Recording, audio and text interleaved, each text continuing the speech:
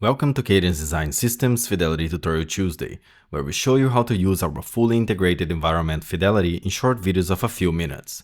Today we'll discuss how to record post-processing states for results analysis automation.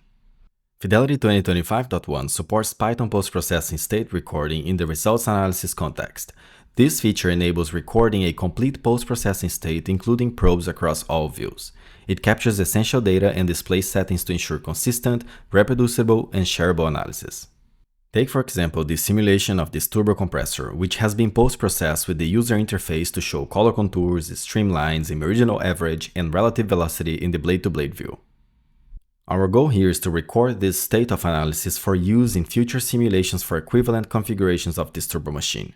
Running the postrecor.pi script included in the Fidelity installation folder initiates this process and generates the results analysis state.py file in the project directory. This file contains Python commands to fully reproduce the current post-processing setup of the active simulation. We could now, for example, in the future start from nothing in the results analysis context and simply play this script to retrieve the previously recorded state of analysis.